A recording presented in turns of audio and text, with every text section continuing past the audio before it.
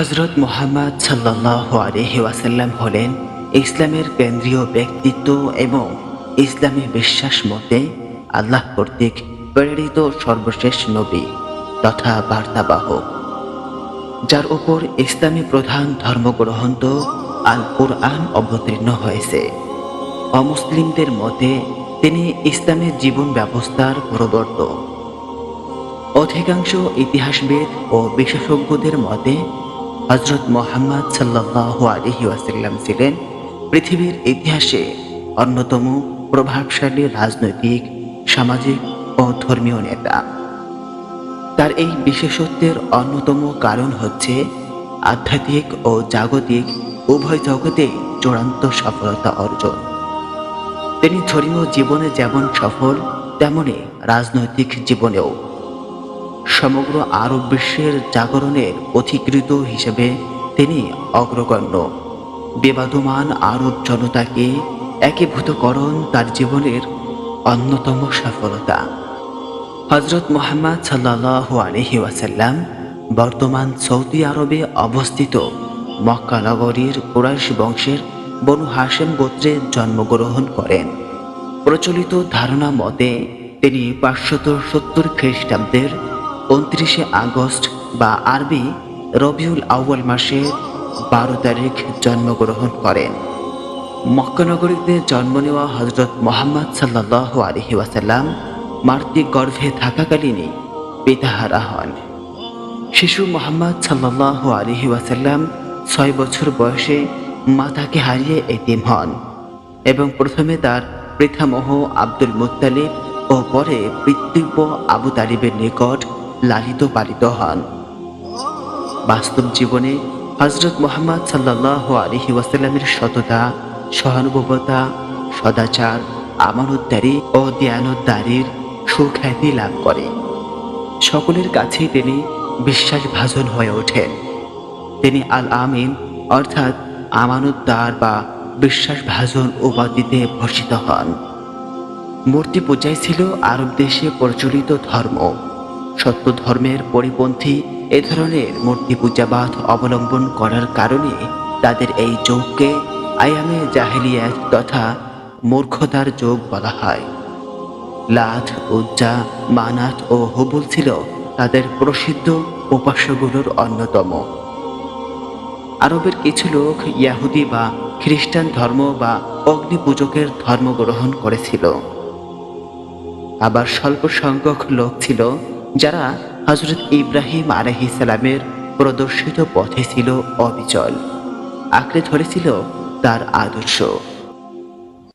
অর্থনৈতিক দিক দিয়ে বেদুইনরা সম্পূর্ণভাবে পশু সম্পদের উপর নির্ভর করত, আর নগরবাসীদের নিকট অর্থনৈতিক জীবনেরও ভিত্তি ছিল কৃষিকাজ ও ব্যবসা বাণিজ্য। ইসলাম আবির্ভাবের পূর্বে আরব দেশে মক্কাই ছিল বৃহত্তর বাণিজ্য নগরী। অন্যান্য বিভিন্ন অঞ্চলে উন্নয়ন ও নাগরিক সভ্যতা ছিল। সামাজিক দিক দিয়ে জুলুম সর্বত্র বিরাজমান ছিল। সেখানে দুর্বলের ছিল না কোনো অধিকার। কন্যা সন্তানকে জীবদ্দশায় দাফন করা হতো। মান, ইজ্জত ও সম্মানকে করা হতো পদদলিত। সবল ব্যক্তি দুর্বলের অধিকার হরণ করত। বহু বিবাহ প্রথার কোনো সীমা ছিল না। ব্যভিচার অবাধে চলত। নগণ্য ও তুচ্ছ কারণে যুদ্ধের অগ্নিশিখা জ্বলে উঠত। সংক্ষেপে বলতে গেলে ইসলামের আবির্ভাবের পূর্বে আরব দ্বীপের সার্বিক পরিস্থিতি এই ধরনের ভয়াবহই ছিল। রাসূলের চাচা আব্দুল মুত্তালিবের সাথে কুরাইশরা ছেলে সন্তান ও সম্পদের গৌরব ও অহংকার প্রদর্শন করত। তাই তিনি মান্যত করলেন যে আল্লাহ তাআলা যদি তাকে 10 জন ছেলে সন্তান দান করেন, তাহলে তিনি একজনকে কথিত ইলাহের নৈকট্য প্রাপ্তির জন্যে জবেহ করবেন। তার সাধ বাস্তব রূপ পেল। 10 জন ছেলে জুটল তার কপালে। তাদের একজন ছিলেন নবীজির পিতা আব্দুল্লাহ। আব্দুল মুত্তালিব মান্যত পূরণ করতে চাইলে লোকজন তাকে বাধা দেয়, যাতে এটা মানুষের মধ্যে প্রথা না হয়ে যায়। অতঃপর সবাই আব্দুল্লাহ এবং 10টি উটের মধ্যে লটারির তীর নিক্ষেপ করতে সম্মত হয়। যদি লটারিতে আব্দুল্লাহ নাম আসে তাহলে প্রতিবার 10টি করে উট সংখ্যায় বৃদ্ধি করা হবে। লটারি 12 বার আব্দুল্লাহ নামে আসতে থাকে। 10 বারে লটারি উটের নামে আসে যখন তার সংখ্যা 100-তে গিয়ে দাঁড়ায়। ফলে তারা উট জবেহ করল এবং রক্ষা পেল আব্দুল্লাহ। আব্দুল্লাহ তার পিতা আব্দুল মুতালিবের সবচাইতে প্রিয় ছেলে ছিল। আব্দুল্লাহ তারুণ্যের সীমায় পা রাখলে তার পিতা বনু জোহরা গোত্রের আমেনা বিনতে ওহাব নামক এক তরুণীর সাথে তার বিয়ের ব্যবস্থা করেন। বিয়ের পর আমেনা অন্তঃসত্ত্বা হওয়ার 3 মাস পর আব্দুল্লাহ এক বাণিজ্যিক কাফেলার সাথে সিরিয়ার উদ্দেশ্যে রওনা হন। কিন্তু প্রত্যাবর্তনের পথে রোগাক্রান্ত হয়ে মদিনায় বনু নাজ্জার গোত্রে তার মামাদের কাছে অবস্থান করেন এবং সেখানেই নবীজি সাল্লাল্লাহু আলাইহি ওয়াসাল্লামের পিতা আব্দুল্লাহর ইন্তেকাল হয়। তাকে সমাধিস্থ করা হয় সেখানেই। এদিকে গর্ভের মাসগুলো পুরো হয়ে প্রসবের সময় ঘনিয়ে আসলো। আমেনা অবশেষে সন্তান প্রসব করলেন। আর এই ঐতিহাসিক ঘটনা সংঘটিত হয় 570 খ্রিস্টাব্দের 12 রবিউল আউয়াল সোমবার ভোরবেলায়। উল্লেখ্য যে সে বছরে হস্তি বাহিনীর ঘটনা সংঘটিত হয়েছিল। হস্তি বাহিনীর সংক্ষিপ্ত ঘটনা। আব্রাহা ছিল ইথিওপিয়ার শাসক কর্তৃক নিযুক্ত ইয়ামানের গভর্নর। সে আরবদেরকে কাবা শরীফে হজ করতে দেখে সানাতে এক বিরাট গির্জা নির্মাণ করল, যেন আরবরা এ নবনির্মিত গির্জায় হজ করে। আরব গোত্রের এক লোক এই তথ্য শোনার পর রাতে তাদের গির্জায় গিয়ে প্রসব করে এবং গির্জার দেওয়ালে মলত্যাগ ও পায়খানা করে দেয়। আব্রাহা একথা শোনার পর রাগে ক্ষেপে উঠল এবং 60,000-এর এক বিশাল সেনাবাহিনী নিয়ে কাবা শরীফ ধ্বংস করার জন্য রওনা হলো। নিজের জন্য সে সবচেয়ে বড় হাতিটা পছন্দ করল। সেনাবাহিনীর মধ্যে 9টি হাতি ছিল। মক্কার নিকটবর্তী হওয়া পর্যন্ত তারা যাত্রা অব্যাহত রাখল। তারপর সেনাবাহিনীকে প্রস্তুত করে মক্কা প্রবেশ করার উদ্যত হলো।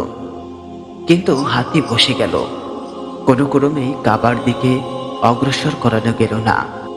যখন তারা হাতিকে কাবার বিপরীত দিকে অগ্রসর করাতো দ্রুত সেদিকে অগ্রসর হতো, কিন্তু কাবার দিকে অগ্রসর করাতে চাইলে বসে পড়ত।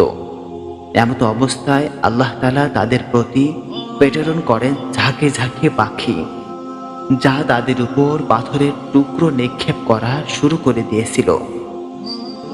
অতঃপর তাদেরকে ভক্ষিত তৃণ সদৃশ করে দেওয়া হয়। প্রত্যেক পাখি 3টি করে পাথর বহন করেছিল, 1টি পাথর ঠোঁটে আর 2টি পাথর পায়ে। পাথর দেহে পড়া মাত্র দেহের সমস্ত অঙ্গ প্রত্যঙ্গ টুকরো টুকরো হয়ে যেত। যারা পলায়ন করেছিল তারাও পথে মৃত্যুবরণ করেছিল। আব্রাহা এমনই একটি রোগে আক্রান্ত হয় যার ফলে তার সমস্ত আঙ্গুল পড়ে যায় এবং সে সানায় পাখির ছানার মতো পৌঁছল এবং সেখানে তার মৃত্যু হলো। কুরাইশরা গিরিপথে বিক্ষিপ্ত হয়ে গিয়েছিল এবং সেনাবাহিনীর ভয়ে পর্বতে আশ্রয় নিয়েছিল। আব্রাহার সেনাবাহিনীর এই অশুভ পরিণামের পর তারা নিরাপদে ঘরে ফিরে আসে। রাসূল কারীম সাল্লাল্লাহু আলাইহি ওয়াসাল্লামের জন্মের 50 দিন পূর্বে এই ঘটনা সংঘটিত হয়। আরবদের প্রথা ছিল যে তারা তাদের শিশুদেরকে বেদুইন অধ্যুষিত মরু অঞ্চলে লালন পালন করার উদ্দেশ্যে পাঠিয়ে দিত। সেখানে তাদের দৈহিক সুস্থতার অনুকূল পরিবেশ ছিল। রাসূলের পবিত্র জন্ম লাভের পর বনু সাদ গোত্রের কিছু বেদুইন লোক মক্কায় আসে। তাদের মহিলারা মক্কার ঘরে ঘরে শিশুর অনুসন্ধানে ঘুরে বেড়ায়, কিন্তু রাসূলের প্রীতিহীনতা ও দরিদ্রের কারণে কেউ তাকে নেয়নি। হালিমাতুস সাদিয়া রাদিয়াল্লাহু তাআলা আনহা ছিল তাদের একজন। সবার মতো সেও ছিল বিমুখ, শিশু পালনের পারিশ্রমিক দিয়ে জীবনের অভাব অনটন বিমোচন করার লক্ষ্যে মক্কার অধিকাংশ ঘরে শিশুর অনুসন্ধান করেও সফল হয়নি সে। অধিকন্তু সে বছর ছিল অনাবৃষ্টি ও খরা।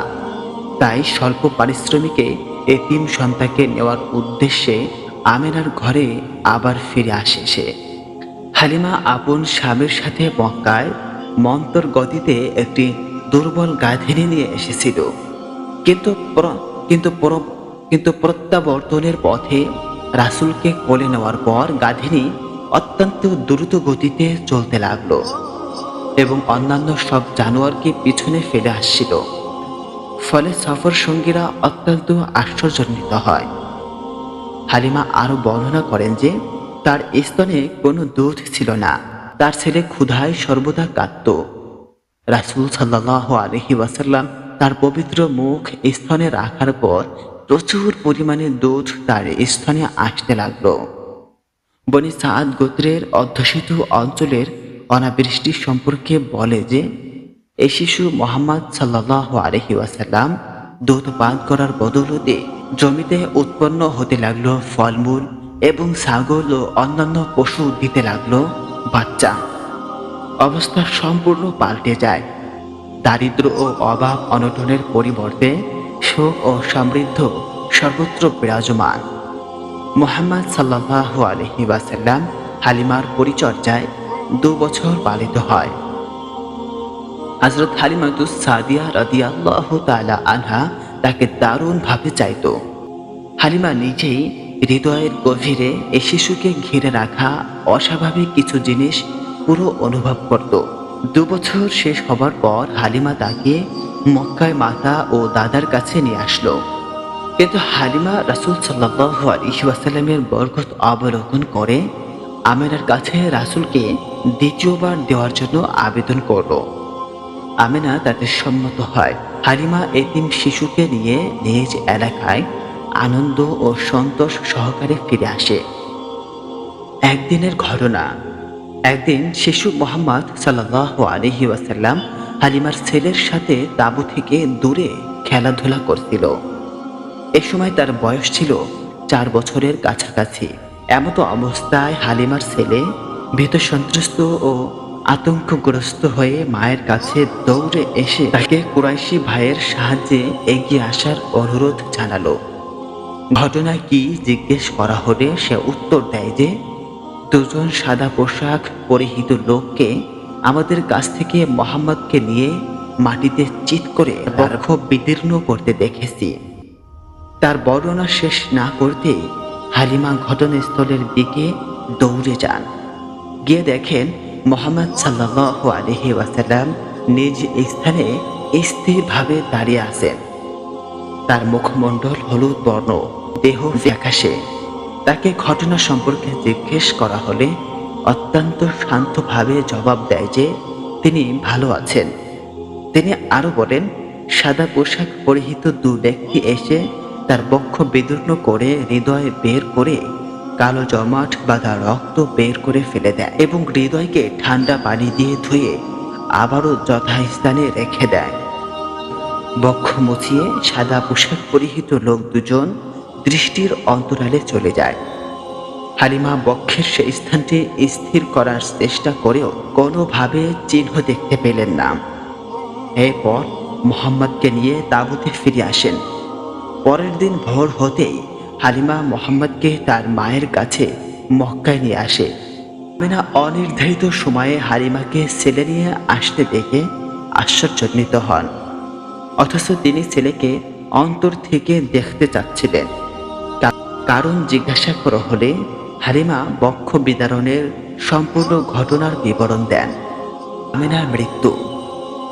আমিনা নিজের এতিম শিশু মুহাম্মদকে নিয়ে ইয়াসরাবে বনু নাজ্জার গোত্রে তার মামাদের সাথে মিলিত হওয়ার জন্য যাত্রা করে। সেখানে কিছুদিন অবস্থান করে ফেরার পথে আবুয়া নামক স্থানে হযরত আমিনা মারা যান এবং সেখানেই তাকে দাফন করা হয়। ফলে মুহাম্মদ সাল্লাল্লাহু আলাইহি ওয়াসাল্লাম 4 বছর বয়সে মাতৃস্নেহ ও আদরের ছায়া থেকে বঞ্চিত হন। দাদা আব্দুল মুত্তালিবকে এই অপূরণীয় ক্ষতির কিছু লাঘব করতে হয়। তাই তিনি তার দেখাশোনা ও পরিচর্যার দায়িত্ব নেন। রাসূল সাল্লাল্লাহু আলাইহি ওয়াসাল্লাম যখন ৬ বছর বয়সে পা রাখেন, তখন তার দাদা ইহকাল ত্যাগ করেন। অতঃপর চাচা আবু তালিব আর্থিক অভাব অনটন ও পরিবারের সদস্য সংখ্যা বেশি থাকা সত্ত্বেও তার দেখাশোনার দায়িত্ব নেন। রাসূলের চাচা আবু তালেব ও তার স্ত্রী রাসূলের সাথে আপন ছেলের মতো আচরণ করেন। এই তিন ছেলের সম্পর্কে আপন চাচার সাথে অনেকটা গভীর হয়ে যায়। পরিবেশে তিনি বড় হয়ে ওঠেন, সততা ও সত্যবাদিতার মতো গুণে গুণান্বিত হয়ে যৌবনকাল অতিবাহিত করেন। এমনকি কেউ যদি বলে আল আমিন উপস্থিত হয়েছেন, বোঝা হতো মুহাম্মদ সাল্লাল্লাহু আলাইহি ওয়াসাল্লাম আগমন করেছেন। রাসূল সাল্লাল্লাহু আলাইহি ওয়াসাল্লাম যখন কিছুটা বড় হয়ে যৌবনে পদার্পণ করেন, তখন স্বনির্ভরতা অর্জনের লক্ষ্যে জীবনকার্জনের চেষ্টা শুরু করেন। শ্রম, ব্যয় ও উপার্জনের পালা আরম্ভ হলো। তিনি পারিশ্রমিকের বিনিময়ে কুরাইশের কিছু লোকের ছাগলের রাখাল হিসাবে কাজ করেন। খাদিজা বিনতে খুয়াইলিদ কর্তৃক আয়োজিত এক বাণিজ্যিক ভ্রমণে সিরিয়া গমন করেন। খাদিজা ছিলেন বিত্তশালিনী মহিলা। সে ভ্রমণের সম্পদ ও ব্যবসায়িক সামগ্রীর তত্ত্বাবধায়ক ছিলেন তারই দাস মাইসারা। রাসূলের বরকত ও সততার কারণে খাদিজার এ ব্যবসায়ে নজিরবিহীন লাভ হয়। তিনি স্বীয় দাস মাইসারার কাছ থেকে এর কারণ জানতে চাইলে বলা হয়, মুহাম্মদ ইবনে আবদুল্লাহ নিজেই বেচাকেনার দায়িত্ব নিয়েছিলেন। ক্রেতার ঢল নামে, ফলে কোনো জুলুম করা ব্যক্তি রেখেই আয় হয় প্রচুর। খাদিজা তার দাসের বর্ণনা মনোযোগ দিয়ে শোনেন। এমনিতেও তিনি মুহাম্মদ সাল্লাল্লাহু আলাইহি ওয়াসাল্লাম সম্পর্কে অনেক কিছু জানতেন। তিনি মুহাম্মাদের প্রতি হয়ে পড়েন মুগ্ধ ও অভিভূত। ইতোপূর্বে তিনি একবার বিয়ে করেছিলেন। স্বামী মারা যাওয়ার পরে বিধবাই রইলেন। এখন পুনরায় তার মধ্যে মুহাম্মদ ইবনে আবদুল্লাহর সাথে নতুন অভিজ্ঞতায় প্রবেশ করার তীব্র আকাঙ্ক্ষা জাগে।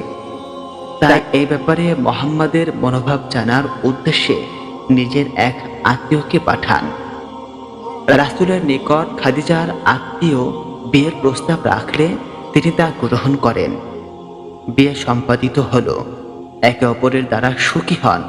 তিনি খাদিজার অর্থ সম্পদ ও ব্যবসা বাণিজ্য পরিচালনায় যোগ্যতা ও দক্ষতার স্বাক্ষর রাখেন।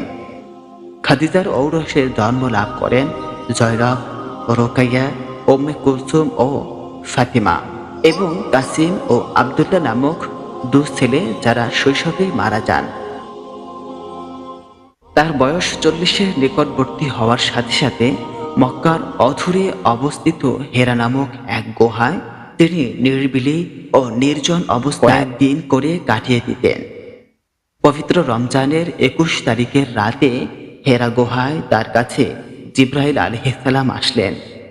তখন তার বয়স ছিল 40। জিবরাইল বলেন, পড়ুন। তিনি বললেন, আমি পড়তে জানি না।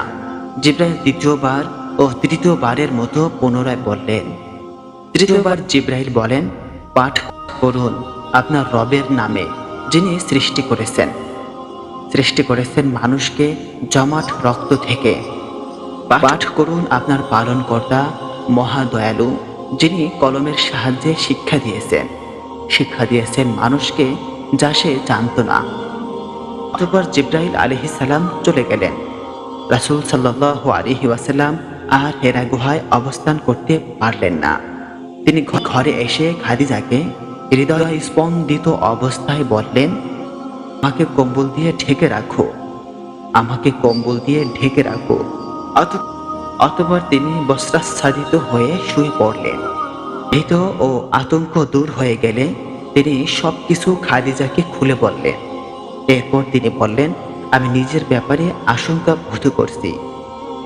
খাদিজা দৃঢ়তার সাথে সান্ত্বনা দিয়ে বললেন, কখনো নয়, আল্লাহর শপথ, আল্লাহ আপনাকে অপমানিত করবেন না। নিশ্চয়ই আপনি আত্মীয় স্বজনের সাথে সুসম্পর্ক বজায় রাখেন, গরিব ও নিঃস্ব ব্যক্তিকে সাহায্য করেন, অতিথিকে সমাদর করেন এবং বিপদগ্রস্তদের সহায়তা করেন। কিছুদিন পরে তিনি আল্লাহ তাআলার ইবাদত অব্যাহত রাখার জন্য আবার হেরা গুহায় ফিরে আসেন। রমজানের অবশিষ্ট দিনগুলো কাটান। রমজান শেষে হেরা গুহা থেকে অবতরণ করে মক্কা অভিমুখে রওনা হন। উপত্যকায় পৌঁছালে জিবরিলকে আকাশ ও জমিনের মধ্যবর্তী স্থানে একটি চেয়ারে উপবিষ্ট অবস্থায় দেখেন। অতঃপর নিম্নোক্ত আয়াতগুলো অবতীর্ণ হয়। হে চাদর আবৃত ব্যক্তি, উঠুন, সতর্ক করুন, আপনার পালনকর্তার মাহাত্ম্য ঘোষণা করুন, আপনার পোশাক পবিত্র করুন এবং অপবিত্রতা দূর করুন। পরবর্তী সময়ে ওহী অব্যাহত থাকে। রাসূল সাল্লাল্লাহু আলাইহি ওয়াসাল্লাম পবিত্র দাওয়াতি ব্রত শুরু করলে সর্বপ্রথম তার গুণবর্তী স্ত্রী খাদিজা রাদিয়াল্লাহু তাআলা আনহা ঈমানের ডাকে সাড়া দেন, আল্লাহর একত্ববাদ ও তার স্বামীর নবুয়তের সাক্ষ্য দেন। তাই তিনি ছিলেন সর্বপ্রথম মুসলিম। রাসূল সাল্লাল্লাহু আলাইহি ওয়াসাল্লাম আপন চাচা আবু তালিবের স্নেহে, পরিচর্যা ও অবদানের কৃতজ্ঞতা স্বরূপ যে তার মাতা ও দাদার পর দেখাশোনার দায়িত্ব বহন করেন, তার ছেলে আলীর লালন পালন ও দেখাশোনার দায়িত্ব নিয়েছিলেন। এই সুন্দর পরিবেশে আলীর অন্তর ও বিবেক খুলে তিনিও ঈমান গ্রহণ করেন। অতঃপর খাদিজার দাস যায়েদ ইবনে হারিসা ইসলামের সুশীতল ছায়াতলে সমবেত হন। অতঃপর রাসূল সাল্লাল্লাহু আলাইহি ওয়াসাল্লাম তার অন্তরঙ্গ বন্ধু আবু বকরের সাথে ইসলামের ব্যাপারে আলাপ করলে দ্বিধাহীন চিত্তে তিনি ইসলাম গ্রহণ করেন, সততার সাক্ষ্য দেন। রাসূল সাল্লাল্লাহু আলাইহি ওয়াসাল্লাম গোপনীয়ভাবে দাওয়াতি মিশন চালিয়ে যেতে থাকলেন। আর গোপন বলতে এখানে বোঝানো হয়েছে গোপনীয় স্থান যেখানে তার সাহাবী, শিষ্য ও আরো অনেক লোক সমবেত হতেন। তিনি তাদেরকে ইসলামের প্রতি আহ্বান করতেন, অতঃপর তারা ইসলাম গ্রহণ করতেন। এভাবে অনেক লোক ইসলামের পতাকা তলে একত্রিত হয়েছিলেন, কিন্তু সবাই ইসলামকে গোপনে রাখতেন। কারো ইসলাম গ্রহণের বিষয়টা প্রকাশ হয়ে গেলে কুরাইশের কাফেরদের কঠিন নির্যাতনের শিকার হতেন। এ সময় ব্যক্তিগতভাবে টার্গেট ভিত্তিক দাওয়াতি কাজ করা হতো। এভাবে রাসূল সাল্লাল্লাহু আলাইহি ওয়াসাল্লাম 3 বছর পর্যন্ত ব্যক্তিগত দাওয়াতের কাজ গোপনীয়ভাবে চালিয়ে যান। অতঃপর আল্লাহর পক্ষ থেকে নির্দেশ আসে, আপনি প্রকাশ্যে শুনিয়ে দেন যা আপনাকে আদেশ করা হয় এবং মুশরিকদের পরোয়া করবেন না। এই আদেশ পেয়ে একদিন তিনি সাফা পর্বতে আরোহণ করে কুরাইশদেরকে ডাক দেন। তার ডাক শুনে অনেক লোকের সমাগম ঘটে।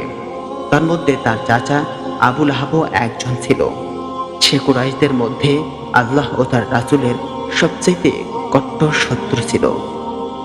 মানুষ সমবেত হবার পর রাসূল সাল্লাল্লাহু আলাইহি ওয়াসাল্লাম বললেন, আমি যদি আপনাদেরকে একথার সংবাদ দেই যে পাহাড়ের পেছনে এক শত্রু দল আপনাদের ওপর আক্রমণ করার জন্য অপেক্ষা করছে, আপনারা আমার কথা বিশ্বাস করবেন?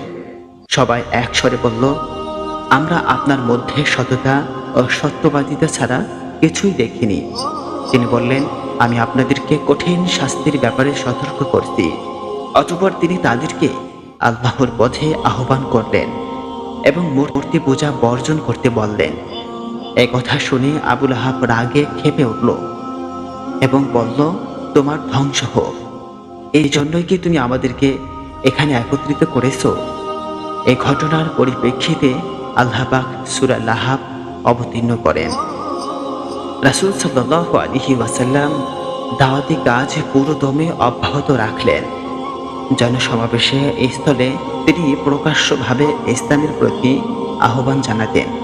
তিনি কাবা শরীফের নিকটে সালাত আদায় করতেন। মুসলিমদের ওপরে কাফিরদের অত্যাচার ও নিপীড়নের মাত্রা বেড়ে গেল। ইয়াসের, সুমাইয়া ও তাদের সন্তান আম্মারের বেলায় তাই ঘটেছে। আল্লাহদ্রোহীদের নির্যাতনে পিতামাতা শহীদ হন। নির্যাতনের কারণে তার মৃত্যু হয়। অবশ্য রাসূল সাল্লাল্লাহু আলাইহি ওয়াসাল্লাম কাফেরদের অত্যাচার সত্ত্বেও প্রকাশ্যভাবে দাওয়াত ও ইবাদতের কাজ করতেন। প্রিয় বন্ধুরা, রাসূল সাল্লাল্লাহু আলাইহি ওয়াসাল্লামের জীবনের বাকি অংশ আমরা আমাদের পরবর্তী পর্বগুলোতে আলোচনা করব।